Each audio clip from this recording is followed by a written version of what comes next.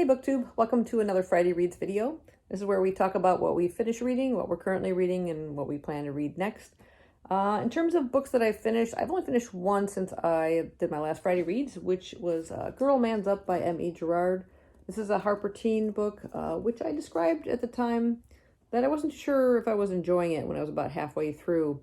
Our main character is Pen, short for Penelope.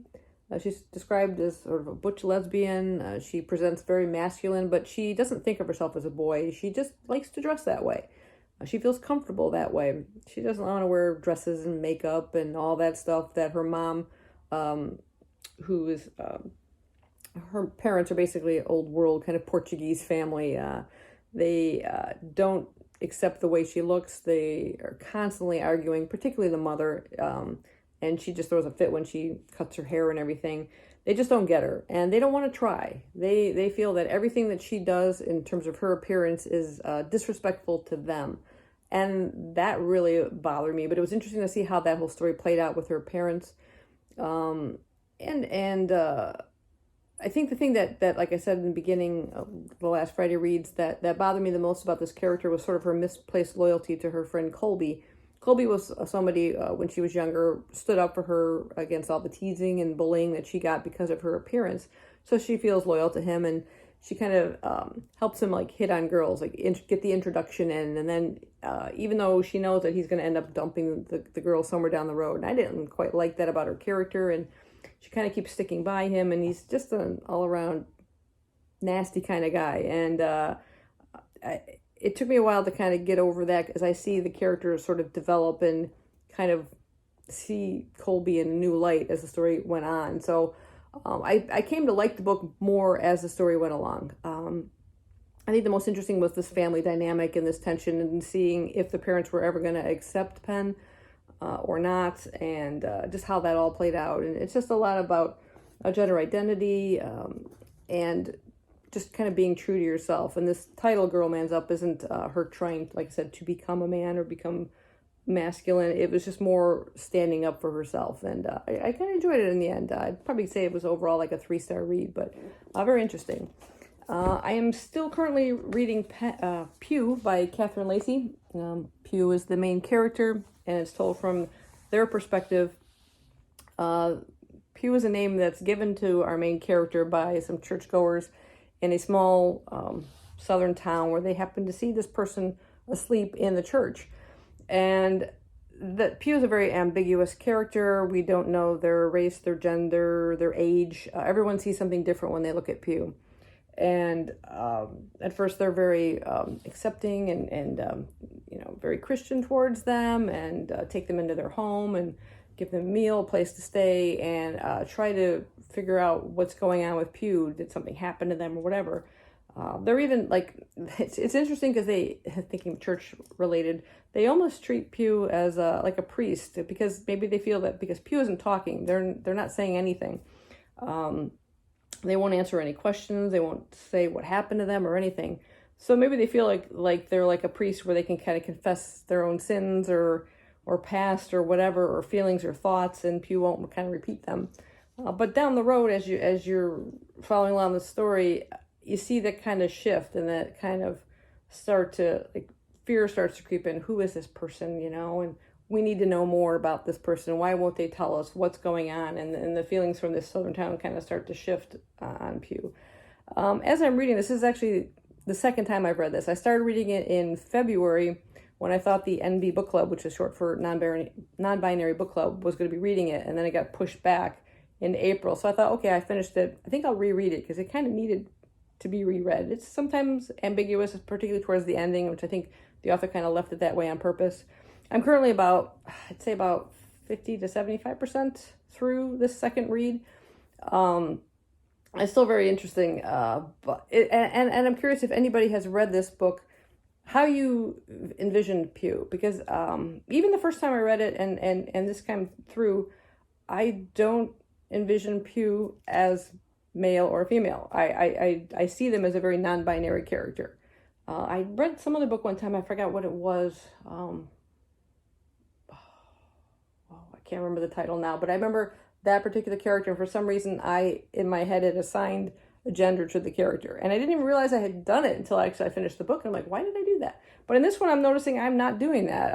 Maybe it's the author's writing is so perfect that I'm not able to. But I don't want to anyway. I want to see this character presented as they are, as an ambiguous kind of character. It's interesting too because even though the book is told from Pugh's perspective, you are not. Nothing kind of slips through. They never say anything. It's almost like they almost don't know themselves. Their past is really kind of. They feel like they were part of a group or something once before. Once we were we, and now it's just them. Just I am me. I am alone or whatever. So there's some hints to some memory of the past, but not entirely enough, and nothing that's really conveyed to the reader to give any kind of indication as to age or gender or nationality or any of that stuff. So it was interesting reading that. I'm just curious if anybody caught themselves kind of like, oh wait, why am I thinking she or he or whatever? But I didn't find myself doing that either the first read or even on the second read. But it's a really interesting book. It's a very short read, but I am enjoying it immensely. Let's see. The other book.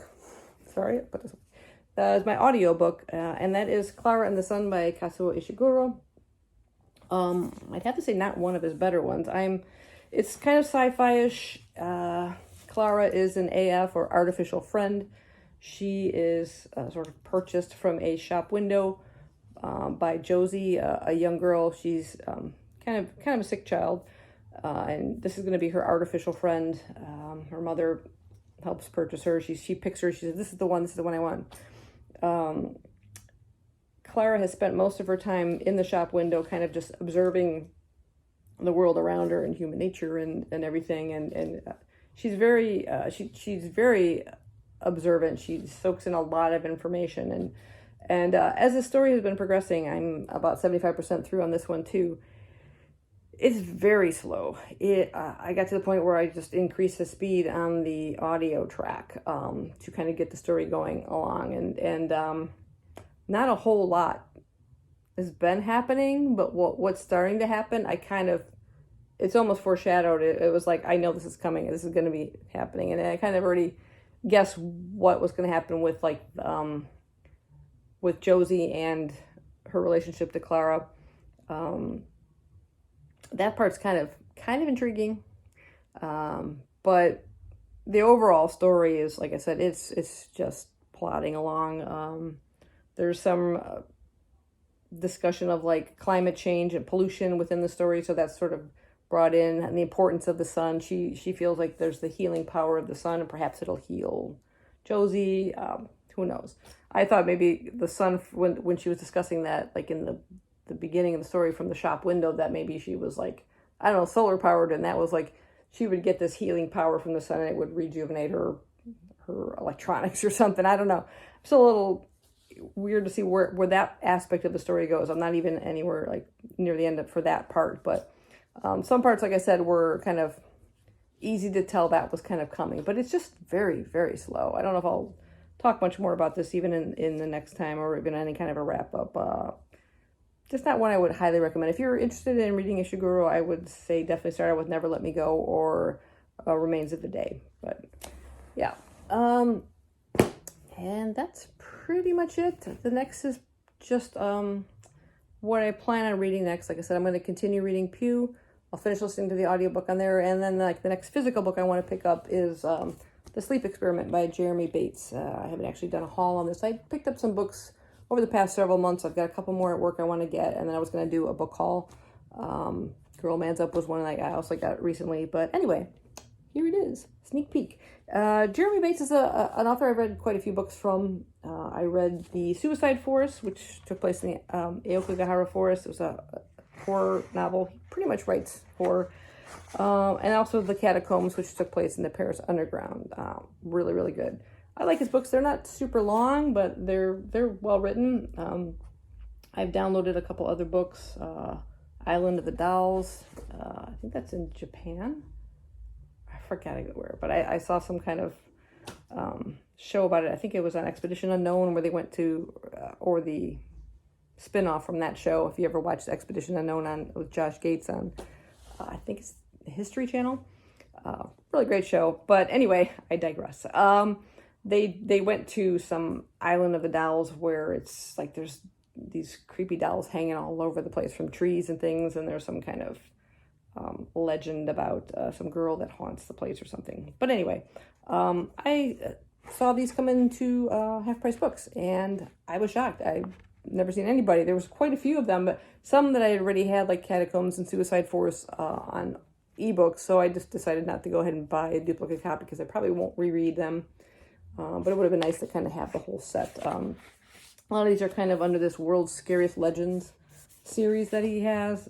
You can get them fairly inexpensively as ebooks. But anyway, let me tell you what this one's about, because I've already forgotten since I bought it. I'll just read the back. Experience the Nightmare. In 1954, at the start of the Cold War, the Soviet military offered 4 political prisoners their freedom if they participated in an experiment, requiring them to remain awake for 14 days while under the influence of a powerful stimulant gas.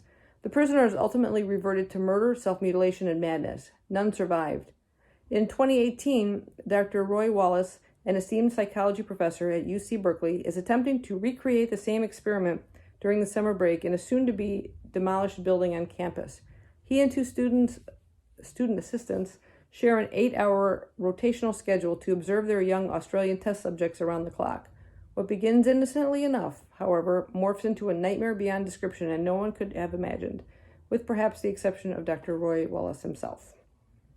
So, sounds pretty cool. Got some weird typeface. I don't know if you can see that. Pages are pretty packed with text. So even though it's a skinny book, it's pretty dense. It's got this weird font, though, that may annoy me by the time I finish reading it, but we'll see. Anyway, I'm off to do some reading, enjoying a cup of coffee. Hope you guys enjoyed this Friday reads, and let me know what you guys are reading, and I'll see you next time. Bye-bye.